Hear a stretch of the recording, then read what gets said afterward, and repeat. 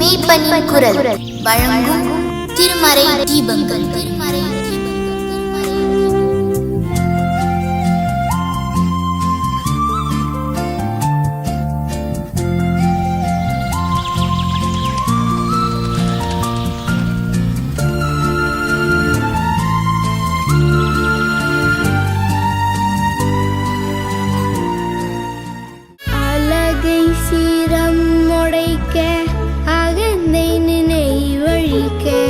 பல மைல் கல்ல கற்ற பவக்கடலை கடக்க அழகை சீரம் முடைக்க அகந்தை நினைவழிக்க பல மைல் கல்ல கற்ற பவக்கடலை கடக்க உலகே உயிர் கலங்க உன்னத வாழ்வு பெற பல கூற மனிதரும் பகைத்து பின் போற்றுகின்ற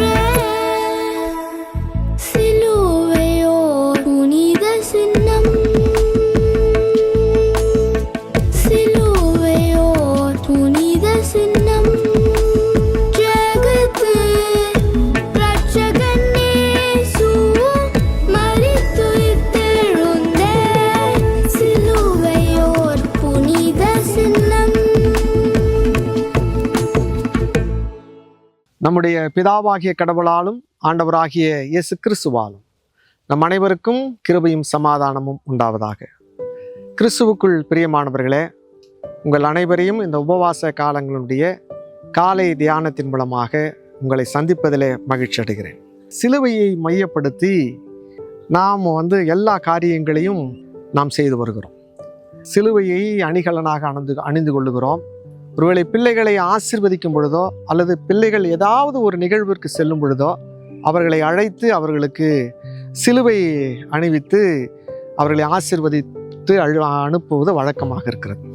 அப்போ சிலுவை எதற்கான அடையாளம்? இது ஒரு ஆடம்பரமான விஷயமா அல்லது சிலுவை எண்ணத்தை நமக்கு உணர்த்துகிறது என்பதை நம்ம முதலாவது புரிந்து கொள்ள வேண்டும். சிலுவை என்பது இரண்டு காரியங்களை மையப்படுத்துகிறது.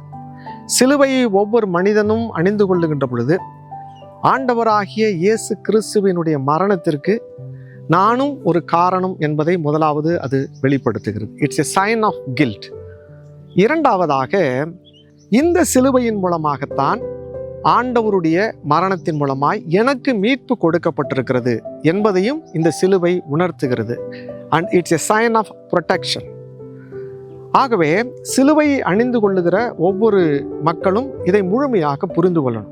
அது எப்படிப்பட்ட சிலுவையாக இருந்தாலும், தங்கத்தில் இருக்கலாம், வெள்ளியில் இருக்கலாம், மரக்கட்டைகளாலான சிலுவையாக இருக்கலாம். ஆனால் சிலுவையை அணிந்து கொள்ளுகின்ற ஒவ்வொருவரும் இதனுடைய முக்கியத்துவத்தை புரிந்து கொள்ளுகின்ற மக்களாக இருக்கணும். இது வெறும் அணிகலனாக அல்லது ஆடம்பரமான காரியமாக இருக்கக்கூடாது என்பதை வேதத்தில் அநேக நிகழ்வுகளின் மூலமாக நாம் உணர்ந்து கொள்கிறோம். குறிப்பாக இந்த உபவாச காலங்கள் கூட, இந்த உபவாச காலங்களினுடைய நோக்கம் என்ன என்பதை கிறிஸ்தவர்களாக இருக்கிற நாம புரிந்து கொள்ளணும். அதையும் வெறும் ஆடம்பரமாக அல்லது ஒரு சடங்காச்சாரமாக நாம் கடந்து போய்விடக்கூடாது என்பதற்காக இரண்டு நிகழ்வுகளை நான் உங்களோடு கூட பகிர்ந்து கொள்ள விரும்புகிறேன். யோவேல் தீர்க்கதரிசியினுடைய காலத்தில் இந்த மக்கள் கடுமையான வறட்சியை சந்திக்கிறாங்க. கடுமையான கடினப்பாடுகளை சந்திக்கிறாங்க. வயல்வெளி பாழாய் போகின்ற சூழல், ஆலயங்களிலே போஜன பானம் இல்லாத சூழல், வார்கோதுமை அற்று போகின்ற சூழல்.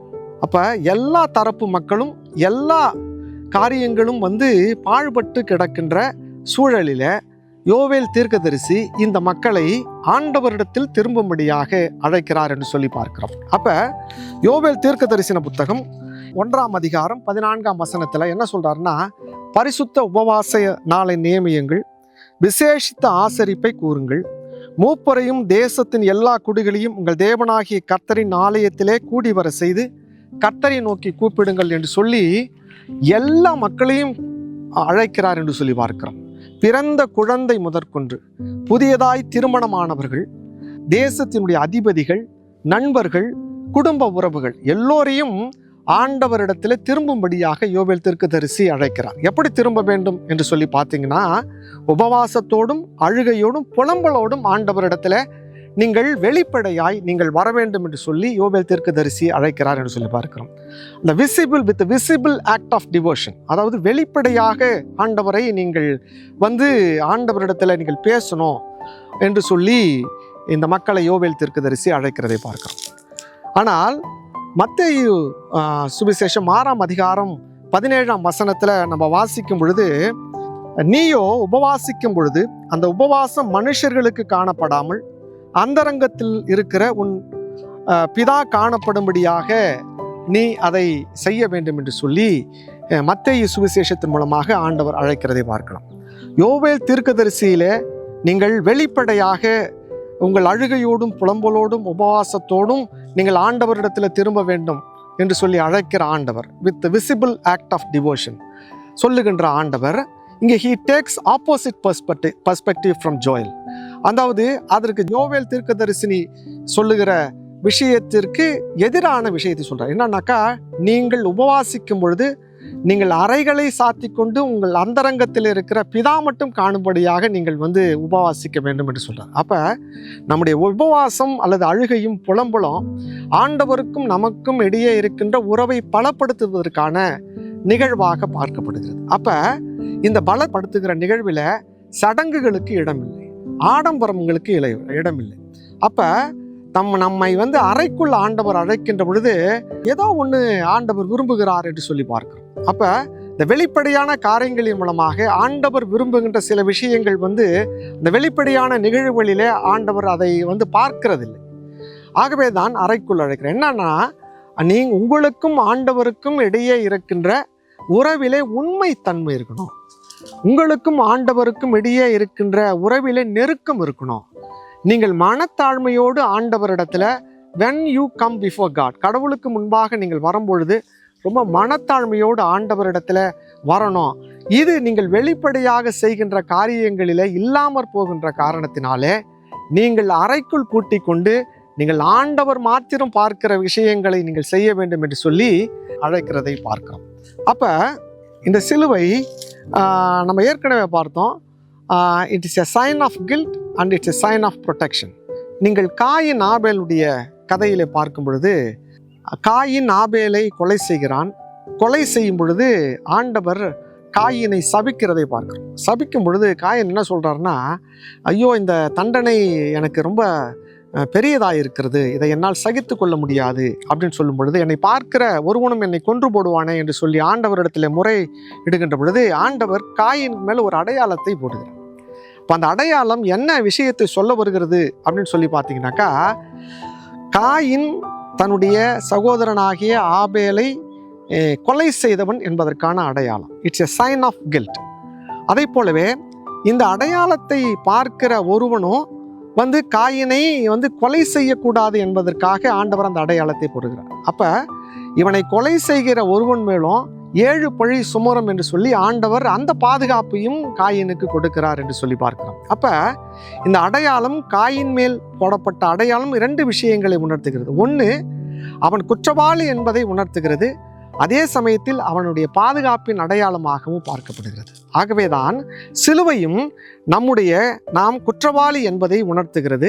அதே வேளையில் அது பாதுகாப்பின் அடையாளமாகவும், ஆண்டவருடைய கிருபையினாலும் இரக்கத்தினாலும் நம்ம மீட்கப்பட்டிருக்கிறோம். we are sheltered by the grace of God. கடவுளுடைய கிருபையினாலே நம்ம பாதுகாக்கப்படுகிறோம் என்பதற்கான அடையாளமாகவும் இருக்கிறது. அப்போ இந்த உபவாச காலங்களில் பல்வேறு நம்ம சாக்கு போக்குகளை சொல்கிறோம்.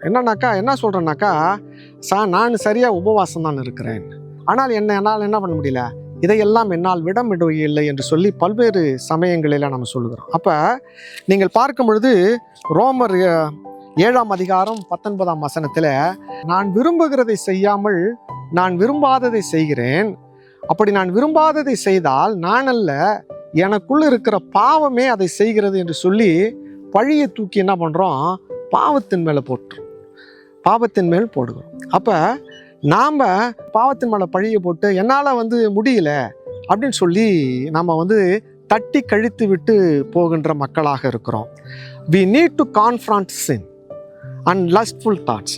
அதாவது நீங்கள் பாவத்திற்கு எதிராக நிற்க கற்றுக்கொள்ள வேண்டும். குறிப்பாக இந்த உபவாச காலங்களில் நீங்கள் யாக்கோபு 4ஆம் அதிகாரம் 1ஆம் வசனத்தை நம்ம வாசிக்கும் பொழுது இப்படியாக சொல்லுகிறது, ஆகையால் நீங்கள் தேவனுக்கு கீழ்ப்படிந்து பிசாசுக்கு எதிர்த்து நில்லுங்கள், அப்பொழுது அவன் உங்களை விட்டு ஓடி போவான். ஆகவே இந்த உபவாச காலங்களில் இந்த உபவாச காலங்களினுடைய அர்த்தத்தையும் நோக்கத்தையும் முழுமையாக நம்ம புரிந்து கொள்ளணும். அப்படி புரிந்து கொண்டு இந்த உபவாச காலங்களை கடந்து வருகின்ற பொழுது இந்த உபவாச காலங்களிலே அநேக சோதனைகளை கடந்து வருகின்ற சூழல் நமக்கு ஏற்படலாம். அப்பொழுது நீங்கள் ஆண்டவருக்கு மட்டுமே கீழ்ப்படிந்து நீங்கள் பிசாசுக்கு எதிர்த்து நிற்கின்ற பொழுது ஆண்டவர் உங்களோடு கூட இருந்து இந்த உபவாச காலங்கள் உங்களுக்கு எல்லா விதத்திலும் ஆசீர்வாதமாக இருக்க கர்த்தர் வழி செய்வார் என்பதிலே சந்தேகமில்லை. கடவுள் உங்களை நிறைவாக ஆசீர்வதிப்பாராக. ஆமென். ஜெபம் செய்வோம். சகல துதிகளுக்கும் ஸ்தோத்திரங்களுக்கும் கீர்த்தனங்களுக்கும் பாத்திரராயிருக்கிற எங்கள் அன்பின் ஆண்டவரே, இந்த அருமையான காலை வேளைக்காய் நன்றி செலுத்துகிறோம். இன்றைய நாளிலும் உம்முடைய சிலுவையை குறித்ததான செய்தியை அதனுடைய நோக்கத்தையும் நாங்கள் புரிந்து கொள்வதற்கு கர்த்தர் எங்களோடு பேசினதற்காக நன்றி செலுத்துகிறோம். கேட்கிற மக்கள் ஒவ்வொருவரும் உபவாச காலங்களை பிரயோஜனம் உள்ளதாக கடந்து வருவதற்கு கர்த்தர் உதவி செய்யும்படியாய் இறைமைந்தன் இயேசு கிறிஸ்துவின் திருப்பெயரால் கெஞ்சி மன்றாடுகிறோம் எங்கள் ஜீவன் உள்ள தந்தையே. ஆமென். தேவ சமாதானம் நம் அனைவரோடும் இன்னும் சதா காலங்களிலும் இருப்பதாக.